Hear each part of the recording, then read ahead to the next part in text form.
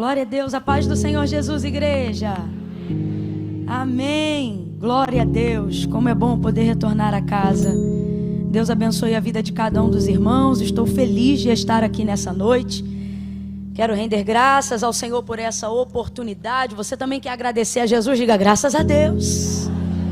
Graças a Deus. Deus abençoe sua vida, sua casa, todos os irmãos que estão acompanhando com a gente agora online, que eles possam também estar debaixo da mesma atmosfera de graça, de unção que nós estamos aqui. A palavra do Senhor, ela diz que tudo que dois de nós ligarmos na terra será ligado no céu. Você liga essa palavra de bênção sobre todos os irmãos que não podem estar aqui, mas estão assistindo de casa agora? Então recebam aí, meus irmãos, vocês que estão em casa, em nome de Jesus. Deus abençoe a vida do nosso pastor Silas, a quem me alegra e me deixa um pouco nervosa também quando ele está, mas mais me alegra. E me alegra porque de verdade, né? Não é porque ele está aqui não, mas é uma verdade. O pastor, ele não cria um ambiente de ameaça quando ele está presente ouvindo. Ele realmente, ele ouve, ele celebra, ele dá força. E quando ele está presente, realmente é uma alegria. Há mais alegria do que temor. Pastor Odilto, sempre com a gente aqui. Deus abençoe. Pastor Jean, muito obrigada. É bom estar aqui. Abra comigo a sua Bíblia no livro de Números. Glória a Deus. Enquanto você localiza aí, deixa eu falar rapidinho para você que hoje eu trouxe alguns livros. Tem também o material de vestuário. E o vestuário vocês já sabem, né? Todo mundo que adquire qualquer uma das nossas peças entra com a gente em território nacional para fazer missão já há mais de 5 anos. Norte, Nordeste, extremo norte do país e sertão da Bahia. Todas as vezes que você adquire qualquer uma dessas roupas, você entra comigo. E tudo que vocês adquirirem hoje está indo comigo na parte do vestuário para Belém do Pará. Então hoje quem adquirir uma roupa nossa, como um vestido de leão desse aqui, por exemplo, que a irmã tá usando, fica de pé, irmã, que a irmã vai ser meu modelo aqui agora. Vambora, menina! Isso, pronto, agora senta para não ficar vaidosa. Esse aí, ó, bonitão. Se você desejar, tem uma parte desse material lá. E tudo que vocês adquirirem hoje, entra com a gente no projeto Campos Brancos, missionária Kellen Gaspar, tá bom? Vai estar lá fora disponível para quem desejar. E tem também o material da livraria, tá bom? Hoje eu trouxe 2 livros para vocês. Esse aqui vocês já conhecem, Os Segredos das Mulheres de Influência, aonde todas as vezes que você adquirir qualquer um desses, aí você vai comigo lá para Paulista, em Recife, aonde está sendo construído o Instituto Identidade. E as obras já começaram. Olha para quem está ao teu lado e diga, as obras já começaram. Se você quiser fazer parte de um tijolinho daquele, quando você adquirir qualquer um desses aqui do Segredo das Mulheres de Influência, você entra com a gente lá, tá bom? É um instituto onde ele atende mulheres em condição de vulnerabilidade social. Na verdade, não só mulheres, mas famílias também, onde a gente procura resgatar ali a dignidade dessas mulheres, através de um trabalho muito lindo que a pastora Thalita Pereira e o pastor Arthur fazem. Quando você recebe um voucherzinho ali, faz compra, é um trabalho extraordinário. E esse aqui é para alimentar a sua alma, o seu espírito, dia a dia com o Spurgeon, manhã e noite. Quem já ouviu falar desse livro através de mim? Pois então, esse aqui é um devocional que eu indico porque eu uso. E por que você usa, Camila? Por que você gosta dele? Porque ele não é aquele devocional diário que é só palavra de, né? Hoje você vai ter um dia lindo, você vai ter um dia de vitória. Não, é aquele devocional que um dia ele diz, levanta a cabeça, e outro dia ele dá um soco seco na boca do teu estômago. E aí você levanta, se reveste, né? Ele tem me ajudado muito, já me ajudou muito. E ele é maravilhoso, é um devocional para amanhã e um para a noite. E cada página tem o dia referente do dia que você está vivendo sem ter o ano, né? Então é para a vida toda. Vão estar disponíveis lá fora, ok? Quem achou Números, capítulo de número 11?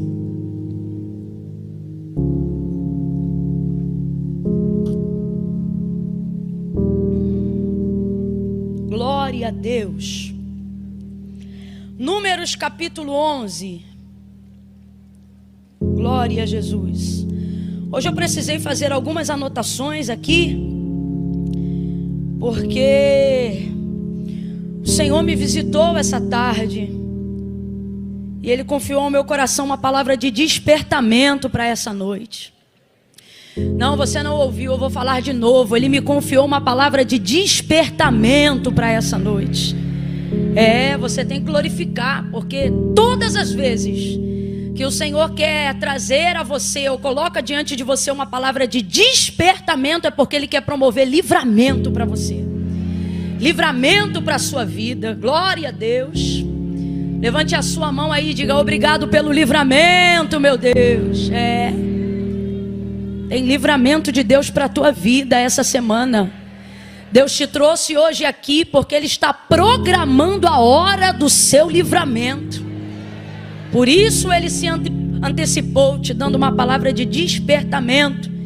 E Ele me confiou algumas coisas aqui. Eu tive que fazer como o João: escreve, que é para você não esquecer, pois eu estou pela primeira vez diante da revelação desse texto. Números capítulo 11, verso 1 em diante. E quando eu alternar aqui o versículo, eu falo para você, tá bom? Quem achou Números 11, verso 1 em diante? Maravilha, diz assim: ora, o povo queixou-se da sua sorte, queixou-se aos ouvidos do Senhor. Ouvindo o Senhor, a sua ira se acendeu, e o fogo do Senhor ardeu entre eles, consumindo as extremidades do acampamento. Quando o povo clamou a Moisés, ele orou ao Senhor, e o fogo se apagou, pelo que chamou aquele lugar Taberá, porque o fogo da ira do Senhor se acendeu entre eles. Aquele bando que estava no meio deles, em outras versões vai estar: o populacho que estava no meio deles veio a ter grande desejo de outro alimento. E os filhos de Israel também, em outras versões vai dizer: e os filhos de Israel tornaram a chorar, dizendo: quem nos dará carne a comer? Lembramos-nos dos peixes que comíamos de graça no Egito, e dos pepinos e dos melões, dos alhos silvestres, das cebolas e dos alhos. Mas agora estamos definhando. Em outras versões vai dizer assim: mas agora a nossa alma está seca, e coisa nenhuma vemos, senão este maná. Versos de número 18 em diante. Aqui é o Senhor já instruindo como Moisés deve falar ao povo. Consagrai-vos em preparação para amanhã, quando comereis carne. O Senhor ouviu quando vocês choravam, dizendo: quem nos dará carne a comer? Bem nos ia no Egito, pelo que o Senhor vos dará carne e comereis. E não comereis um dia, nem 2, nem 5, nem 10 dias, nem 20 dias, mas um mês inteiro, até sair pelos narizes, até vocês ficarem enjoados dela, porque rejeitaste ao Senhor que está no meio de vós, e choraste diante dele, dizendo: por que saímos do Egito? Disse Moisés: 600.000 homens de pé é este povo no meio do qual eu estou, e tu dizes: dá-lhes carne e comerão um mês inteiro? Matar-se-ão para eles rebanhos de ovelhas e vacas que se lhes bastem? Ajuntar-se-ão para eles todos os peixes do mar para que eles se saciem? E respondeu o Senhor a Moisés, dizendo: ter-se-ia agora o braço do Senhor se encurtado? Pois agora mesmo tu verás se a minha palavra se cumpre ou não. Verso 31. Então soprou um vento mandado pelo Senhor, o qual trouxe cordonizes do lado do mar, e as espalhou numa extensão de quase um dia de marcha, de um lado e do outro do acampamento, e ao seu redor cerca de 2 côvados sobre a terra. Então o povo se levantou todo aquele dia. Por favor, somente agora, repita após mim: todo aquele dia, toda aquela noite e todo o dia seguinte. Repita mais uma vez: todo aquele dia, toda aquela noite e todo o dia seguinte. Sozinho diga: todo o dia, a noite e o outro dia. De novo: todo dia, a noite carne. E o outro dia, fala sozinho agora, vai. E o que tinha menos colhera 10 homeres. Então as estenderam para si ao redor do arraial. Verso 33. Quando a carne estava entre os seus dentes, antes que fosse mastigada, acendeu-se a ira do Senhor contra o povo e feriu com uma praga muito grande, pelo que o nome daquele lugar se chamou Quibrote-Tavá, porque ali foi sepultado o povo que desejou outro alimento. E você diga amém por essa palavra. Você acabou de ler aqui comigo uma história muito conhecida da Bíblia, sobre quando o Senhor, eu disse que quem?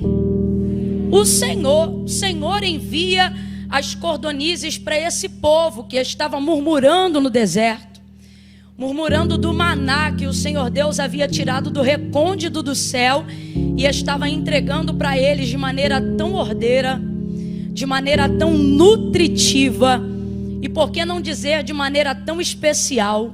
O maná, ele era tão especial que ele foi introduzido dentro da arca, como símbolo de sustentabilidade, de provisão, de constância, de fidelidade, de alimento. Haveria aqui uma lista de significados que nós poderíamos traduzir acerca do maná. O Senhor cuidou do seu povo, proveu ao seu povo. O maná, ele foi tão importante na nutrição, na sustentabilidade de Israel até a entrada em Canaã, que ele foi o único alimento provido por Deus que de verdade durou até a entrada do limite do povo em Canaã. Esse povo comeu até outras coisas, mel em alguns acampamentos, outro tipo de carne em outros lugares, mas o maná, ele não se retirava durante o processo de peregrinação até entrar em Canaã. O maná, ele se manteve, assim como a fidelidade do Senhor, para poder cumprir aquilo que jurou aos seus pais, dizendo que faria, que era introduzir esse povo na terra que manava leite e mel. Mas antes de conhecer leite e mel, o Senhor proveu diariamente, com muito carinho, de forma muito especial, o maná.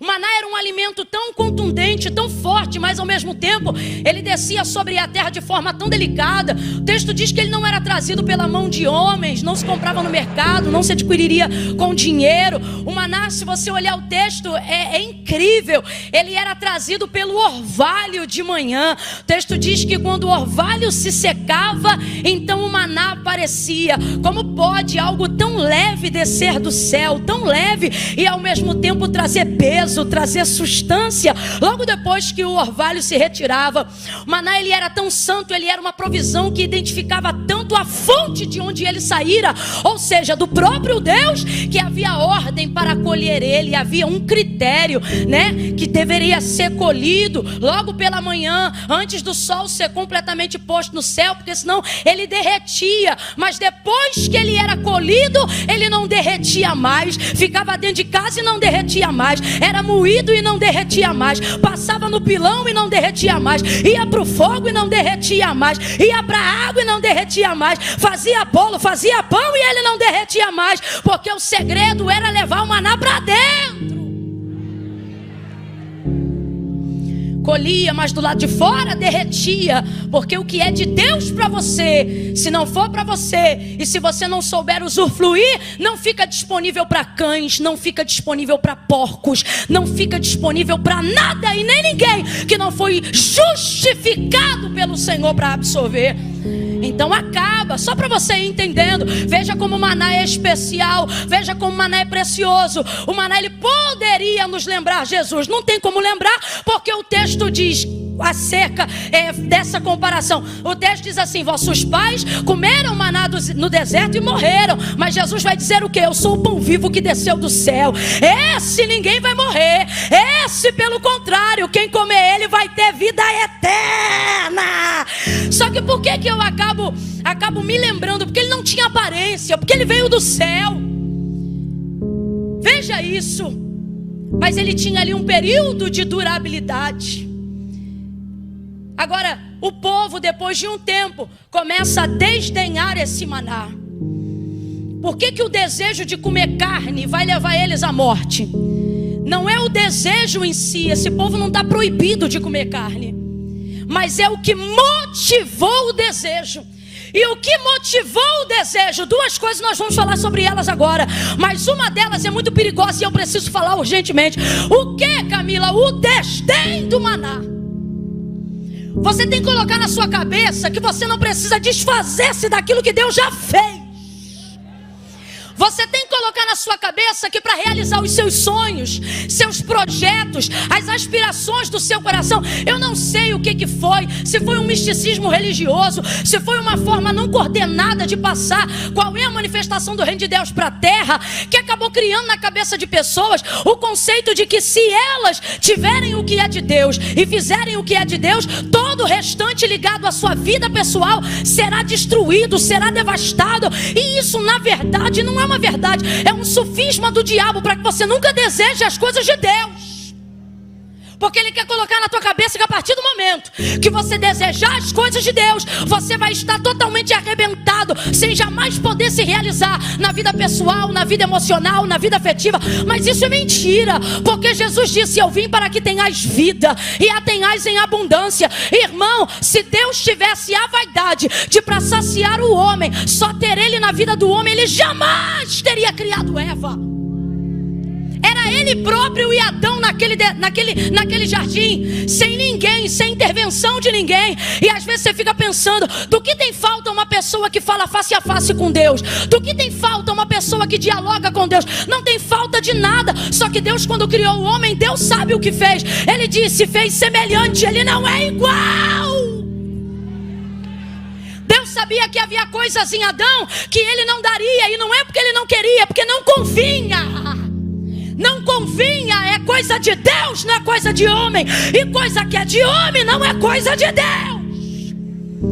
Por isso fez Eva. Então entenda, o problema aqui foi a motivação, porque eles acharam que para ter uma coisa deveriam desdenhar a outra. Agora veja, onde está o nascedor da motivação? Falamos de desejo, falamos de motivação, e agora vamos para o nascedouro. Aonde nasceu a motivação?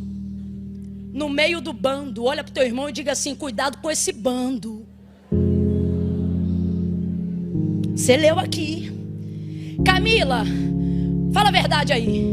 Você acha que o povo já estava meio assim com maná? Acho. Já havia algo ali? Já. Não tenha dúvida. Você come ovo 15 dias, no 16º tu já está piando. Ué, é ou não é? Eu já saí com amigas que estavam no processo, que na hora de perguntar alguma coisa na escolha: você quer frango ou quer carne? E ela de: menina, eu quero uma carne vermelha, porque eu já estou aqui quase batendo asa. Quem aqui nunca passou por um processo onde o alimento da sustentabilidade não tem a ver com o seu prazer, tem a ver com a sua sustentabilidade? Tem a maturidade. Mas a maturidade de Moisés, a liderança de Moisés, a maneira como Deus se manifesta no meio desse povo, vai suprimindo esse desejo. É igual você quando está passando uma dificuldade em casa. Minha mãe é uma pessoa que não aguenta ver salsicha, porque na época da prova, irmão, era salsicha com macarrão, salsicha com arroz, salsicha frita, salsicha cozida, salsicha no molho, salsicha no... Era salsicha. Minha mãe já fazia assim.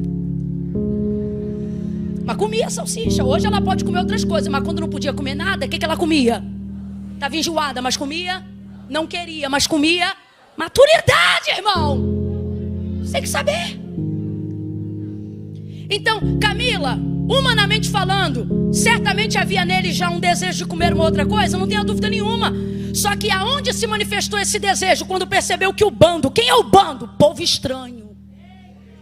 Quem é o bando? O populacho que saiu do Egito e falou que ia seguir tudo na moral, direitinho, mas no final começou a manifestar os desejos de lá do Egito. Aí o que acontece? Quando você já está com o choro preso por algo, senta do lado de alguém que já está com o choro solto, o próximo a chorar é quem, filho? Agora, o que Deus está nos despertando nessa noite? Estranhos desejos crescem do lado de pessoas estranhas. Olha de novo para alguém que está do teu lado, diga para essa pessoa: sai do meio do bando. esse populacho começa a ficar enjoado, fastiado. Eles começam a ficar agoniados, até porque eles não estão acostumados a essa cultura. E eles começam a reclamar. Presta atenção, você já viu o ditado que diz: os incomodados que se mudem? Todo incomodado de fato vai se mudar, mas ele não vai se mudar antes de tentar te convencer. E eles começam a ficar incomodados. E o texto diz que eles começam a reclamar. Mas eles são estratégicos. Eles não reclamam com Moisés, não. Eles reclamam com o povo, porque eles sabem que lá eles têm que ficar na disciplina. Aí começa a reclamar. Aí o texto diz que eles começam. Então Israel, então os hebreus também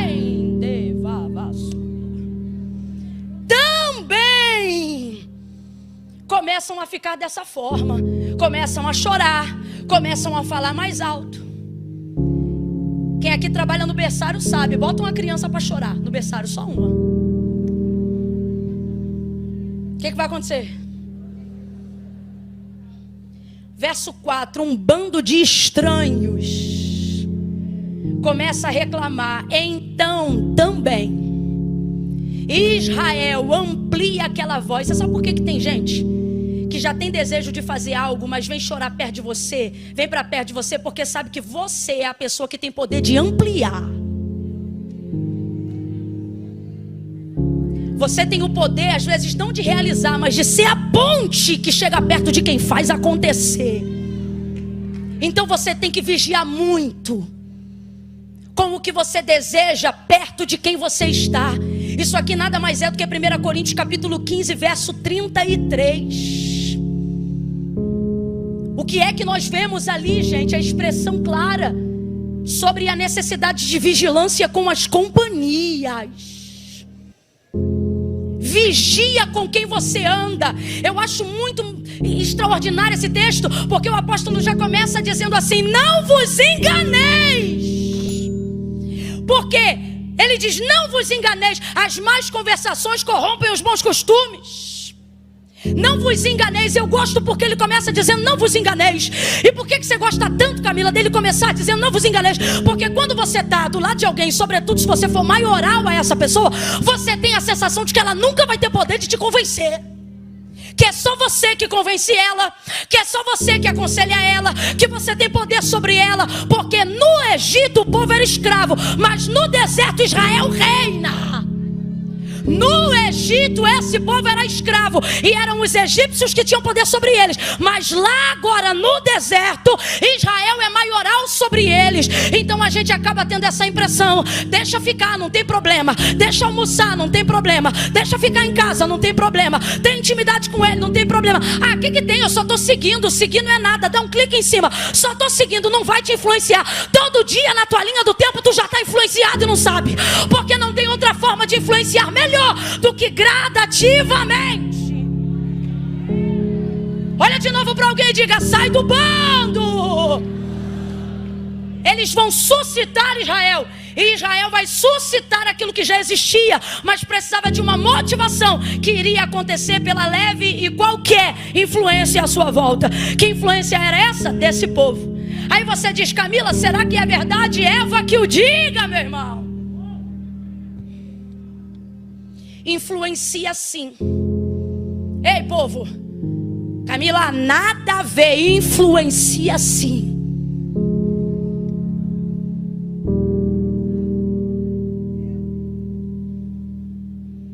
Não foi assim que Deus disse? A serpente começou. Um animal, um bicho. Ai, Camila, tinha poder de fala, mas ainda assim era um animal inferior, mas influenciou Eva. Conduze, pare de subestimar as pessoas que você julga serem menor do que você. Influenciou. É triste o que eu vou dizer, mas é impossível não citar 2 Samuel capítulo 13, versos 2 e 3. Amnon, filho de Davi, irmão de Tamar. O texto diz que ele já desejava a sua irmã, de forma que ele estava triste, cabisbaixo, já não comia junto à mesa do rei. Aí o seu primo infeliz, com uma ideia do inferno, vai chegar para ele e vai dizer: por que você está triste? Aí ele diz assim: porque eu desejo minha irmã. Estou resumindo a história. Aí em mim um desejo. E aí ele colocou quem, Wellington? Quem parou do lado dele? Alguém com potencial para fazer ele acreditar que ele podia realizar o desejo. Aí olha o que o primo diz para ele: se finge de doente, fique em casa deitado e fala que você só quer comer pela mão de Tamar, sua irmã. Manda ela cozinhar no teu quarto e fala que você só quer comer da boca, só quer comer da mão dela. Aí ele faz isso, cria toda a estratégia, coloca os servos para fora, e na hora que Tamar vai alimentá-lo, ele agarra ela à força, estupro, incesto, violenta ela, não se responsabiliza, depois joga ela fora como se fosse nada. E ela diz: pior ainda, tu fizeste agora me lançando para fora. E foi a última vez que ela usou roupa colorida, porque as filhas virgens do rei tinham poder de usar roupas coloridas. Nunca mais Tamar usou cores. Cinza sobre a cabeça, vestes rasgadas, porque alguém que já tinha um desejo parou de um lado de alguém que disse para ele que ele podia realizar. E quem te disse que todo desejo você pode realizar? Não é a Bíblia, não é o teu Deus. Porque o que o Senhor diz é que nós precisamos refrear o nosso desejo. Deixa eu te falar, desejo nenhum é vontade do Espírito. Todo desejo nasce da alma, e a alma te engana. A alma é mentirosa. Não cai na tua alma, porque ela é egoísta, sentimentalista, vitimista. Deixa o teu espírito governar. Por isso Davi dizia: porque te abates minha alma, olha isso, porque te perturbas dentro de mim. Sabe o que ele está dizendo? Para de me quietar. Você não vai ter o controle da minha vida, não. Quem tem o controle da minha vida é Deus. Oh, meu Deus do céu. Você tem que tomar cuidado, porque as companhias têm poder de realizar desejos. E eu não estou falando só de desejos nefastos, não, mas também de desejos bons. Os valentes de Davi, por exemplo, o texto diz que estando em batalha contra os filisteus, num campo completamente armado, Davi, cansado, vai dizer: ah, quem me dera. Ele vai esboçar um desejo de sua alma. Ele vai dizer assim: ah, quem me dera beber um pouco da água que está na cisterna ou no poço de Belém. Ah, quem me dera, quem me dera. Aí os seus valentes, tinha alguns, mas 3, quando ouviram isso, falaram: vamos realizar esse desejo. Saíram de lá, ultrapassaram 3 infantarias, 3 áreas de batalhão, irmão. 3 áreas, 3 homens contra 3 batalhões inteiros armados. Passou, encheu o balde, voltou e deu para Davi: tá aqui, ó, a água que você queria beber. Davi não teve coragem, porque um homem de sucesso não atende todos os desejos da alma. Um homem que foi chamado para reinar nunca deixa a alma governar. Uma mulher que foi chamada para crescer, um homem que foi chamado para prosperar, nunca é refém de seus desejos. Eu não sei para quem, mas Deus está dizendo aqui: refreia os teus desejos. Davi vai derramar aquela água que ele queria tanto diante deles. E eu acho isso extraordinário. Para mim é uma das maiores provas que ele estava apto para ser rei de todas as tribos em todo Israel. Sabe por quê? Tudo aquilo que você deseja e não controla te domina. Ei, eu estou sentindo um temor de Deus tão grande aqui, tão grande. Meu Deus do céu. Ah, não fica sem graça não. Sacode o ombro de alguém aí e diga: é noite de livramento. Deus está preparando o livramento. Você não será dominado pelo seu desejo. Aí o que acontece? Eles desdenham do maná, verso 6. O problema não é o que eles queriam ter. O problema foi falar mal do que eles tinham por causa do que eles queriam ter. Que mania que a gente tem desgraçada de achar que o que legitima a gente, o próximo passo é chutar o degrau anterior. Olha isso. Eles disseram assim: nossa alma está definhando. Sabe o que eles estão dizendo? Que Deus não está dando conta de sustentar eles. É aqui que está a ofensa a Deus. Não está dando conta de sustentar a gente. A nossa alma está definhando. Isso aqui eles estão reclamando. Como se dissesse assim: o que Ele nos dá não é o bastante, o que Ele nos dá não é o suficiente. Só que eu gosto muito da interpretação que diz assim: nossa alma está definhando. Por quê? Porque quem está fraco não tem força para falar tanto, para fazer protesto. Então o corpo está sendo alimentado, só que a alma não está sendo saciada. Nunca duvide da provisão de Deus só porque Ele ainda não atendeu o desejo da tua alma. Nunca desdenhe do que Deus tem feito por você até aqui, só porque o carrão que você queria ainda não está na garagem, só porque a roupa da marca que você queria usar você ainda não pode, só porque tua conta corrente ainda não tem o que queria, só porque você ainda não entra naquela salinha especial do aeroporto. Para de bobeira, Deus está dizendo: nem sempre eu realizo o desejo da tua alma, mas desde o dia que você nasceu, fôlego de vida, sustentabilidade, direção, condição, manutenção, eu tenho te dado. Nunca pense que desdenhar do que você tem vai te legitimar a guerrear com Deus o que você deseja. Para com isso agora, para com isso agora. Eu não sei para quem, mas agora não é pregação, eu estou sendo profeta. Deus está dizendo: pare com isso agora, pare com isso já. Desdenhou. Olha isso aqui. A gente só tem este maná.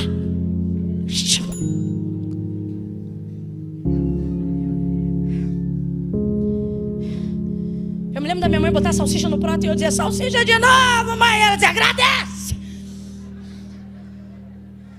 Agradece que ainda tem salsicha. Quando o Ibama apreendia pescado fora da época, a igreja parava o caminhão na porta, porque tem que doar, né? A gente ia cair sacola de mercado, irmão, e enchia o freezer de cima a baixo. Segunda, terça, quarta, sardinha. Quinta, sardinha na panela de pressão, torta de sardinha. Eita. Tinha dia que eu dizia: ai, sardinha, agradece. Tem sardinha. O problema aqui não foi só o que eles desejaram, mas foi achar que eles tinham que desdenhar para ter o que desejavam. Eu estava meditando e o Senhor falou para mim: é igualzinho a parábola do filho pródigo. Eu disse: o que tem a ver? E quando eu li o texto, eu me atentei para algo que eu já li outras vezes, mas ainda não tinha me atentado. Olha o que o texto diz: que na parábola que Jesus conta, havia um pai que tinha 2 filhos. Quantos filhos? Aí um deles, a saber, o mais novo, teve desejo de conhecer o mundo. Então ele disse: reparte, dá para mim o que é meu. Rapaz, é muito abuso você pedir para quem está vivo o que deveria receber só depois de morto. Isso é desdenhar demais, mas ele fez. E aí quando ele fez, olha o que o pai fez. O pai repartiu a fazenda, as terras, e pegou um montante e distribuiu. Mas não só para o que pediu, o texto diz que ele repartiu e entregou para os 2. Só que um recebeu e ficou, mas o outro pegou e fez o quê? Foi-se embora. A gente já conhece a história. Vai desejar comer até o que os porcos comiam, por causa da dignidade que tinha na casa do pai, e ele não conhece na rua. Perdeu todo o dinheiro, gastou tudo que tinha, teve que voltar. Quando ele vai voltando pelo caminho, pensando: se meu pai me deu um emprego, já tá bom. Oh meu Deus do céu, o pai abraça ele, beija ele, coloca anel no dedo, manda queimar lá o cordeiro, faz uma festa. Você conhece, ele disse que estava morto, reviveu, que estava perdido, se achou. Esse aqui é o meu filho. Aí olha o que Deus falou. Veja, o comportamento desses filhos foi entregue para os 2, mas só um achou que tinha que largar tudo para trás. O outro está como? Ele vai ficar indignado, você conhece a parábola. Mas no final o outro filho tem tudo e mais um pouco. Tanto que a indagação do pai é essa: minhas coisas são tuas. Você não foi embora por quê? Porque foi fiel. Não reclame das suas virtudes, mas ele não está reclamando das virtudes. Vamos para a nossa vida agora? Nosso problema é ver o outro tendo coragem de fazer o que a gente deseja, mas não faz. Sabe por que você segue quem não presta na internet? Sabe por que você gosta de ver roupa estranha, cabelo estranho, linguajar estranho, piada estranha? Sabe por que você fica assim, ó, rodando, dizendo: não combina com o teu clã, não combina com a tua promessa, não combina com a palavra, mas você se amarra. Eu sei, porque quando aparece lá na minha linha do tempo, eu vejo, porque agora o algoritmo do Instagram oferece gente que não está na tua bolha. Aí quando aparece lá, eu vejo: meu Deus, fulano de tal curtiu esse negócio aqui. Meu Deus, fulana de tal. O que é, Camila? Você é fariseia? Tá de farisaísmo? Não tô não. Só que me impressiona ver gente do bando arrastar o povo. Aí eu digo, Deus, o que está levando essa pessoa a fazer isso? Ele dizia, porque ela tem desejo, ela queria usar essa roupa, ela queria cantar essa música, ela queria estar nesse lugar, ela queria participar nessa festa, ele queria ter isso aqui que o outro está mostrando. Só que não tem. Mas eu não vim aqui para expor nem você nem a mim não. E sabe por que não tem? Porque você refreia o desejo. Só que se eu fosse você eu parava que tá feio, porque se eu vi mais gente tá vendo. Só que aonde fica a revolta? Ver que o outro tá realizando o desejo e tá tendo sucesso no mundo, tá tendo sucesso na conta corrente, tá tendo sucesso em tudo que não presta. E você pensa, eu aqui cheio de desejo. E o Senhor está dizendo, cuidado. Muito cuidado. Porque escute o que eu vou lhe dizer agora. Tem coisas que quando Deus te der, se você insistir, não é porque Ele te ama, é porque Ele já abriu mão de você. Agora a pergunta que não quer calar é: tu amas mais a Deus ou teu sonho? Amas mais a Deus ou o que tu tem desejado nesse mundo? Porque aonde estiver o seu coração, ali também estará sua eternidade, seu tesouro, sua sentença. O texto diz que veio e eles pegaram com a mão, porque cordonize não voa alto. O texto diz que 2 côvados. Um côvado é 45 centímetros, 2 côvados dá 90, nem 1 metro. Então, tipo isso aqui, ó. Deus mandou um vento, olha isso. Primeiro ele mandou um fogo para a sua ira. Depois no vento ele traz as cordonizes. Aí ele manda um vento. No vento que ele manda, traz elas à altura de 1 metro. Irmão, eles não pegam nem assim, ó. Porque tem coisa que Deus manda, mas não vem do alto. Eles pegam na mão assim. Eles não pegam, entenda, eles não pegam assim. Cordoniza não voa. Ela é do aviário das galinhas. Ela não voa aqui. Quando ela voa. E ela só está se mantendo em voo porque o vento é o Senhor que vem servindo. É tão lindo porque o maná vem daqui. Mas o que eles querem comer vem daqui, ó. Daqui, ó. Da horizontal. É mundo que você quer? Toma. É sucesso que você quer? Toma. Tá desenfreado pela fama? Toma. Se perder seguidor, perde a vida? Então toma. Tá ficando doido com status, prestígio, dinheiro? Então toma. Tá aqui, ó. Mas só não esquece. Tá vindo na horizontal. Tá vindo na horizontal. E que é da terra, a terra cobra. O que é da terra, a terra cobra. Tá aqui, ó. Eles pegam na mão e eles pegam com os bichos. Estou usando aqui uma linguagem, uma expressão popular. Por que isso? Porque o texto diz, quando fala de 10 homeres, cada um 3, alguma coisa de litros, converte para quilo, 3 quilos e mais um cadinho, converte para 10. Eles estão pegando cada um quase 40 quilos de carne. Cada um quase 40 quilos de carne. O que tu faz com 40 quilos de carne se tu não tem geladeira?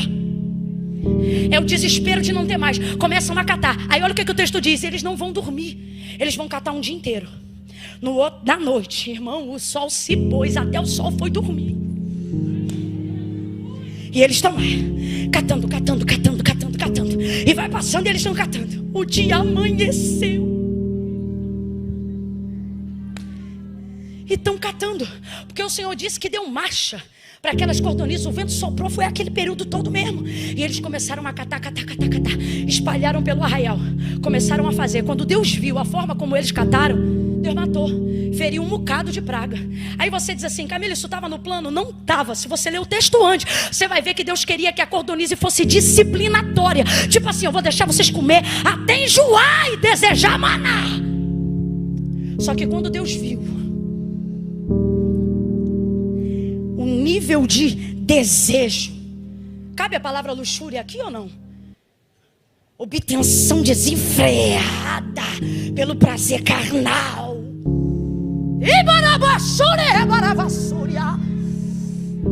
Eu quero cartinha do capeta para um monte de gente. Se te faz feliz,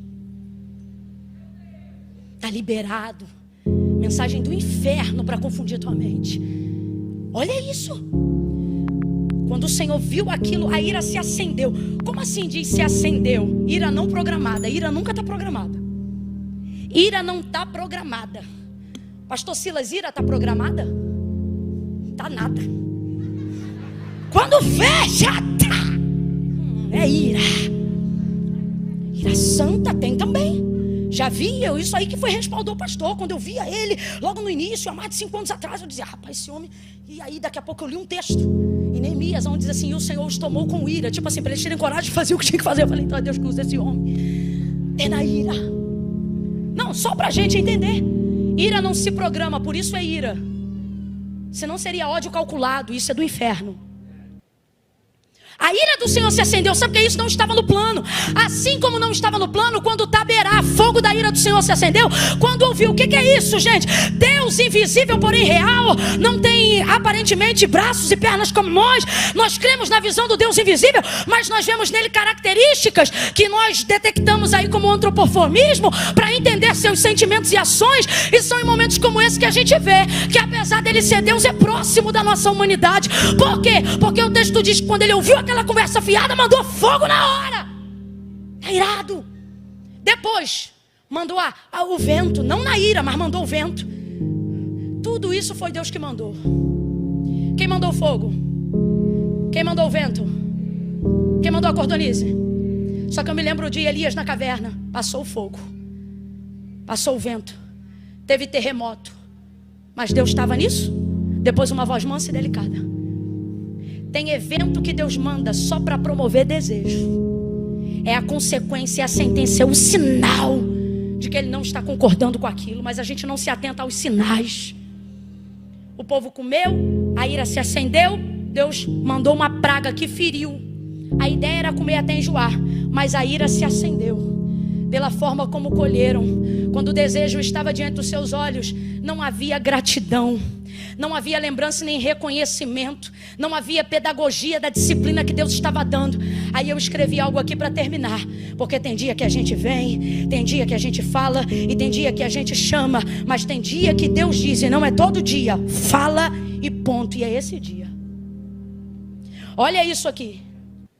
Nem tudo que Deus coloca ao seu alcance significa que Ele quer que você pegue. Eva que o diga. A árvore do conhecimento do bem e do mal estava cercada por uma cerca elétrica? Tinha muro ao redor dela? Responda para mim, estava ao alcance de Eva, sim ou não? Sim ou não? Mas significava que Deus queria que ela pegasse? Ele já havia dado instrução. Aí você vê o episódio das cordonizes, 1 metro pegando pela mão. E eu perguntei ao Espírito Santo e disse, então para que tão perto? Deus falou para mim, para te dar uma chance de você exercer controle sobre aquilo que você deseja. Porque tudo que você não controlar vai te dominar. Camila, por que Deus não explicou isso? Mais do que explicar, quando Deus mandou o maná e o maná estava liberado, ele também tinha regra. Deus não só explica, Deus te coloca na prática para ver se você aprende quando o nível for maior, quando a carne for mais pesada. Então se nem na prática você é capaz de executar, não é uma palavra que vai transformar isso. Pedagogia, olhe para quem está do teu lado agora e diga, não é, porque você tem acesso, que significa que é seu. O que Paulo disse? Tudo me é, mas nem tudo me... Deus te abençoe em nome de Jesus, pastor.